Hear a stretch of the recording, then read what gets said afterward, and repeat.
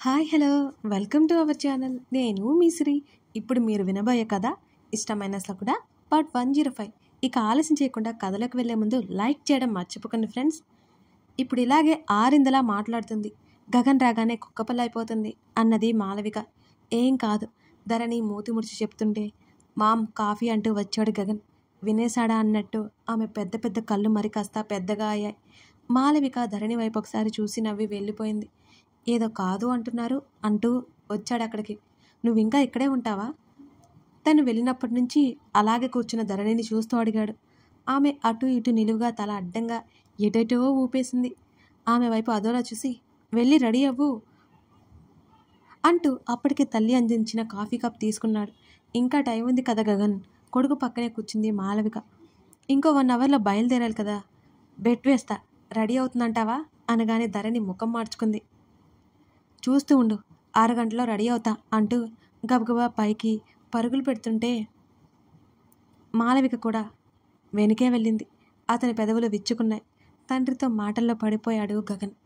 ఆమె చెప్పిన 6 గంట కాస్త గంట అయిపోయింది.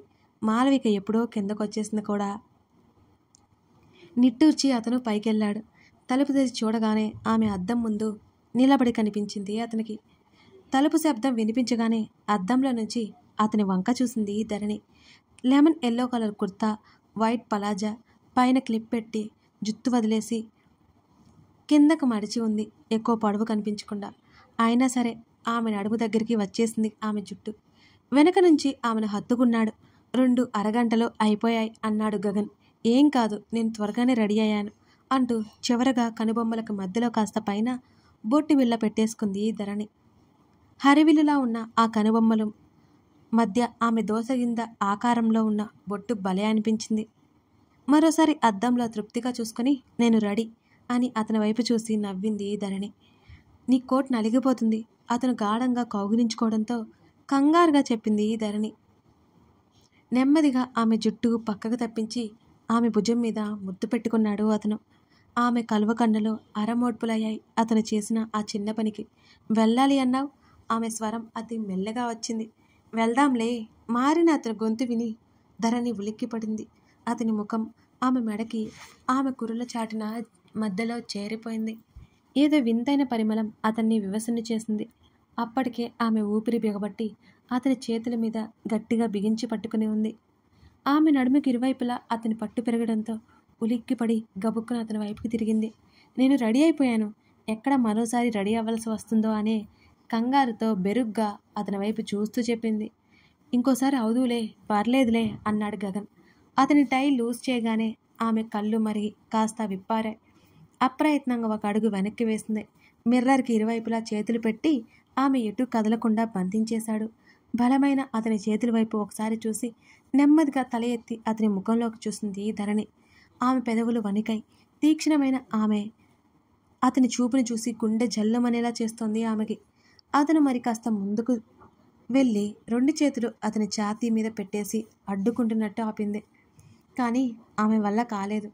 అతని మీదకి వాళ్లడంతో వెనక్కి ఆనుకుని అప్రయత్నంగా కళ్ళు మూసేసుకుంది ధరణి.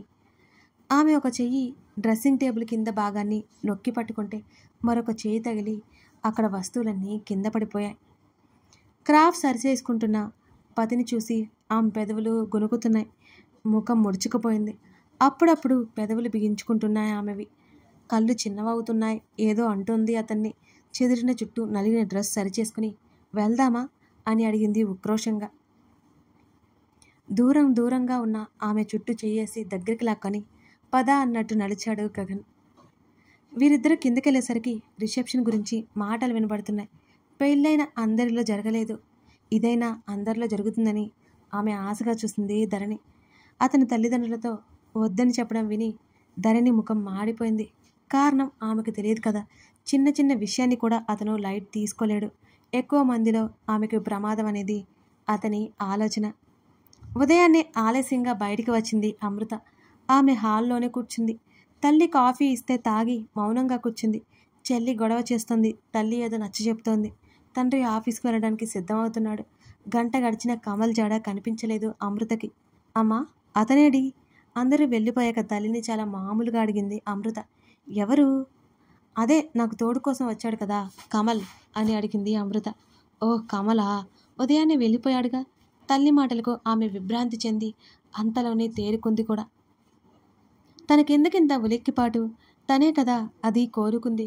ఇప్పుడు అదే జరిగింది. అమృతకి తినాలనిపించలేదు. తల్లి పిలుస్తున్నా వినిపించుకోకుండా గదిలోకి వెళ్ళిపోయింది. 4 గోడల మధ్య ఆమె రోదన మరలా మరలా ప్రారంభమైపోయింది. అయినా తనకెందుకు ఈ బాధ?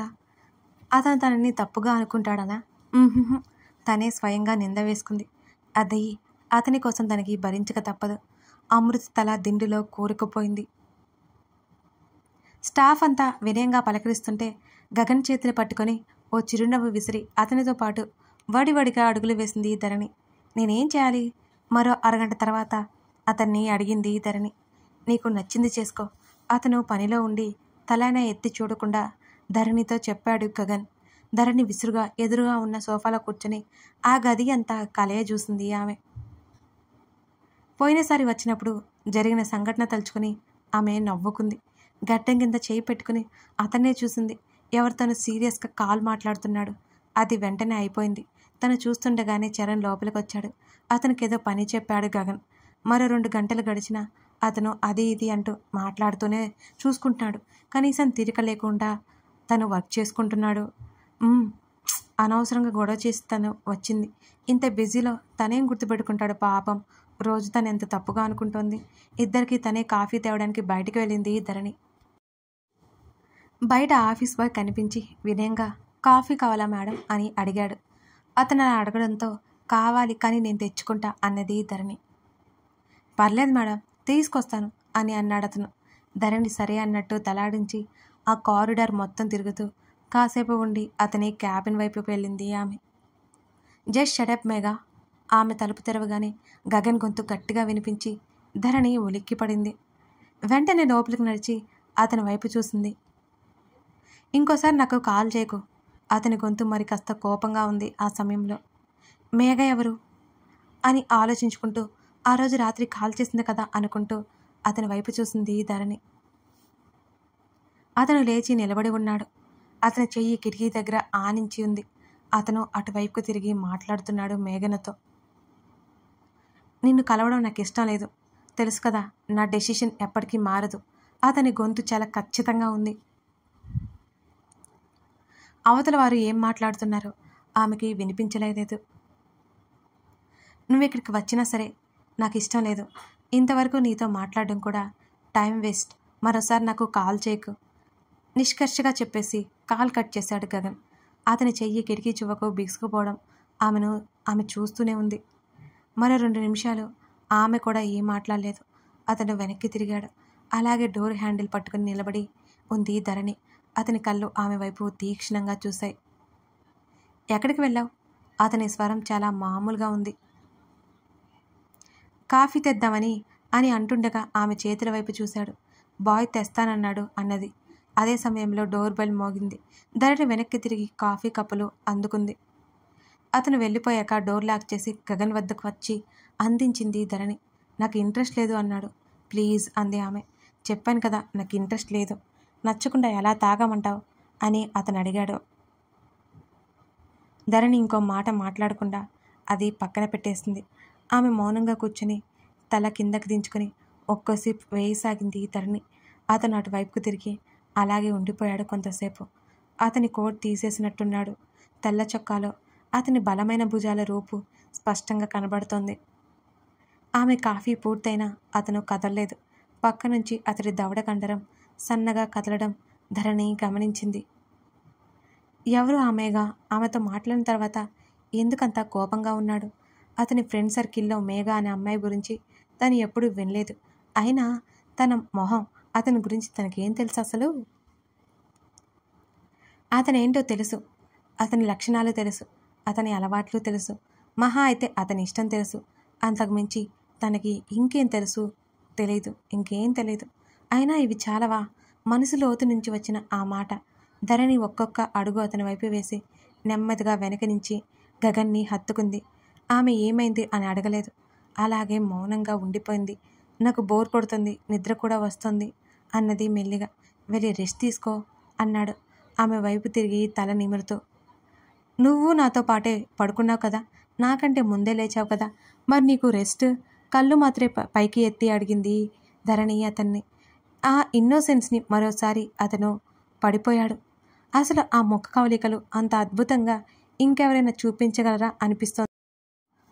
అనిపిస్తోంది గగన్కి. అతని ముఖాన్ని ఒకలాంటి ప్రశాంతత ఆవహించింది.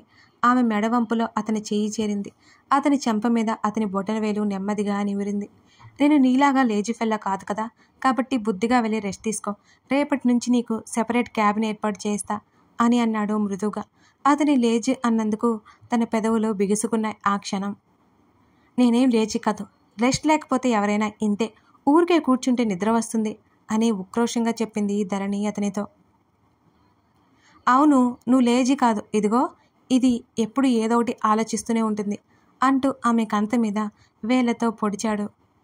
ధరణి మాట్లాడకుండా ముఖం ముడుచుకుంది. ముందుకు రేగి ఆమె ముఖం మీద గర్వంగా అల్లరి పెడుతున్న పిల్ల వెంట్రుకలను నెమ్మదిగా సర్దాడు గగన్. వెళ్ళు, పర్సనల్ రూమ్ ఉంది, డాడ్ నేను రెగ్యులర్గా యూజ్ చేస్తాం, డోంట్ వరీ అని అన్నాడు గగన్. ఆమె తలాడించింది.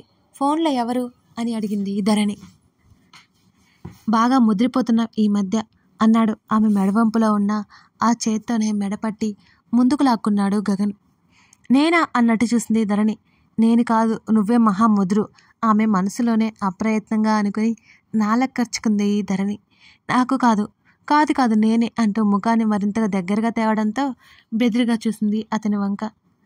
నన్ను డిస్టర్బ్ చేయకుండా బుద్ధిగా వెళ్ళు అతను వెనక్కి వదలడంతో ధరణి ఊపిరి పీల్చుకుని వెళ్ళిపోయింది. తను వెళ్ళిపోయింది. అతని ముఖం మరింత నిర్మలంగా మారింది. ఎందుకు అది ఆ కాల్స్ లిఫ్ట్ చేయట్లేదు? వర్ష మాటల్లో అత్యంత దీనత్వం కనబడుతోంది.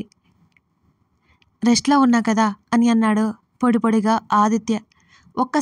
ఒక్కసారి చూస్తాను అది ఆమె బేలగా అడిగింది.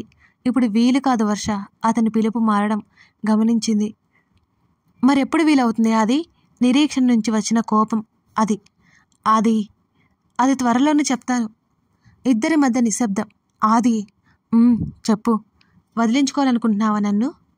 ఆమె మాటలకి అతని కళ్ళు బాధతో అలా మూసుకుపోయాయి. ఆదిత్య మాట్లాడలేదు. ఆమె కళ్ళలో గంగా పొంగింది. ప్లీజ్ ఒక్కసారి కలవనివ్వు. ఆమె స్వరంలో ఈ సమస్త ప్రపంచంలో ఉన్న దీనత్వం ఆదిత్యకి తెలుస్తోంది. ఆమె మీద పుట్టెడు జాలి పుట్టింది అతనికి. అతను కాల్ కట్ అవడంతో వర్ష చేతుల్లో ముఖం దాచుకుంది. ఆమెకు దుఃఖం ఆగట్లేదు. ఆదిత్య ఎందుకు ఇలా చేస్తున్నాడు? కథ కొనసాగుతోంది. కథ నచ్చితే లైక్ చేసి అలాగే కామెంట్ చేయడం మర్చిపోకండి ఫ్రెండ్స్. ఇప్పుడే మన ఛానల్ని చూస్తున్నట్లయితే సబ్స్క్రైబ్ చేసుకోండి. అలాగే ప్లేలిస్ట్కి వెళ్తే అక్కడ మీకు అన్ని స్టోరీస్ వరుసగా కనిపిస్తాయండి. ప్రతి ఎపిసోడ్ ఉంటుంది, మిస్ అవ్వకుండా చూడండి. Thank you for watching this video.